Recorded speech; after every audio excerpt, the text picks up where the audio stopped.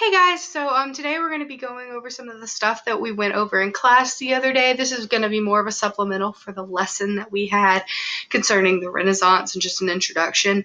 But today we're going to be going over some of the Renaissance masters, particularly those who focused on visual arts.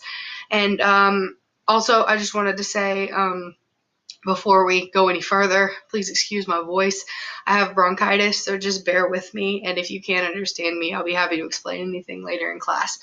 All right, so just a quick recap of the things that we went over the other day. Renaissance equals rebirth, which means that during the time of the Renaissance, after the bubonic plague in the Middle Ages, it was a perfect time for Italy to become reborn and start focusing on when they were great. They wanted to get back to greatness. And since Italy was centrally located in the Mediterranean, that meant that it was the site for many major trade routes, and it had rich city-states that were controlled by rich despots. And these were also two things that really contributed it being the center of the Renaissance movement, because with it being the center of trade, they were able to spread the rebirth and the Renaissance through all of Europe and not just in Italy. So in a sense, it was a bridge between medieval and modern, because after the plague in the Middle Ages, it kind of bridged that gap between what we know today and then what was. So the Renaissance was its own little bridge that kind of helped, it helped bridge it between the Middle Ages and what we know today.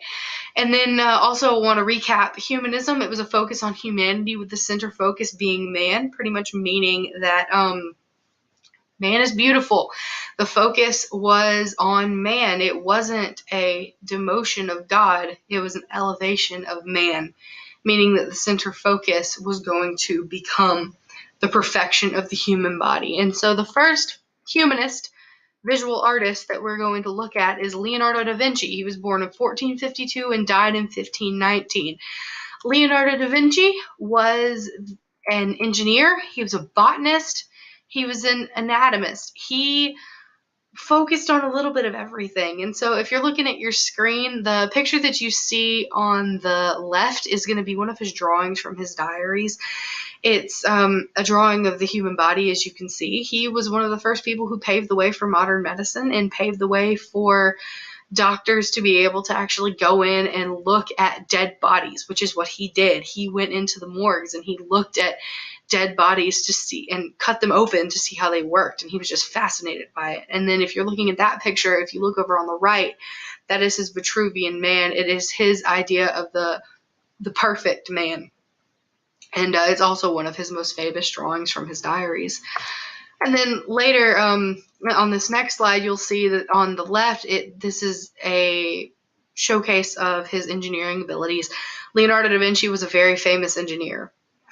Many of the things and many of the drawings that were found in his diaries and his sketchbooks were engineering feats. And on the left, this is a picture of his flying machine. Now, a few years ago, I don't remember what college it was, but some engineering students from a college built his flying machine, and unfortunately it didn't work. But it doesn't matter, because all that matters is that he was able to come up with this in the 1400s. Guys, that is unprecedented. He was such a genius, and for him to be able to come up with this in the 1400s is just extraordinary, because he was just so ahead of his time. And then if you look over on the right, this is going to be a picture of his most famous painting, the Mona Lisa. And what is so extraordinary about that is it was one of the first humanist paintings. It was getting away from the old ways of the Middle Ages, as many of their paintings were one-dimensional. And the cool thing about this is that not only was the focus of it a woman, but it was also very realistic and very just absolutely beautiful. It focused on the perfection of the human body, and it focused on elevating man. Now, a couple of interesting tidbits about this painting. Many scholars and historians have debated for years, why is she smiling? And we still don't know.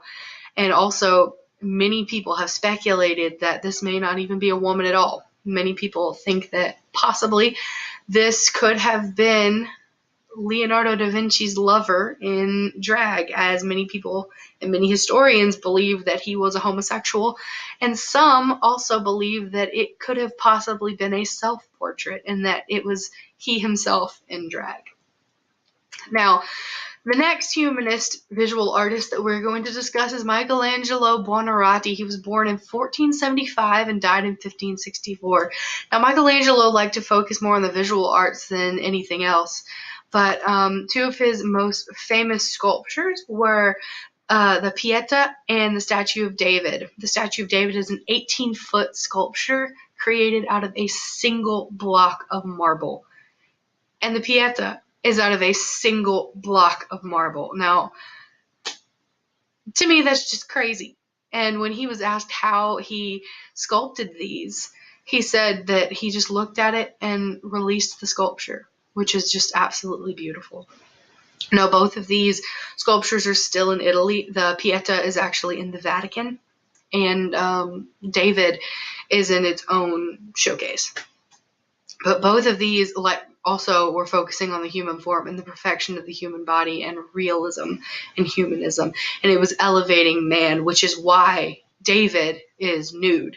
It's showcasing how the human body is perfect, even in its flaws. And then actually, I'm going to go back to that last slide. Another interesting story about the Pieta itself was Michelangelo, after it was created, it was on display, and Michelangelo heard somebody attributing his sculpture to someone else. So, in an attempt to make sure that everybody knew that Michelangelo was the one who sculpted this, he broke into the museum that night with a chisel in hand and chiseled, I don't know if you can see it, but chiseled right across her chest, Michelangelo Buonarroti made this. Now, if we're going to look at more of his visual art, his most famous is probably the painting on the Sistine Chapel. It's absolutely stunning. It is a 10,000 square foot painting that took over 5 years to paint. It was commissioned by the Pope. And if you look at every single one, if you look at every single one of these depictions, it has over 300 figures, and each one of them is an elevation of man. Although the focus of it is God, the humans are just absolutely realistic, and it is just, they are so imperfectly perfect. And each one of them is represented, and just the humanist ideals portrayed in this painting. You would just have to look at them and look at each individual person and just notice how realistic and how Michelangelo really wanted to showcase the beauty of the human body. And one of the most famous, if you can see it, it's right here in this little area. It's the spark of creation, and it is Adam reaching out to God. And it is the most famous scene from the painting on the Sistine Chapel. So, all right, guys. Well, that's going to be it for this little supplemental lesson. I hope you guys enjoyed it. And if you guys have any questions, just let me know. We'll talk more about humanism, and we'll talk more about some of the Renaissance masters, particularly those in literature. But thanks for watching, and I hope you enjoyed it.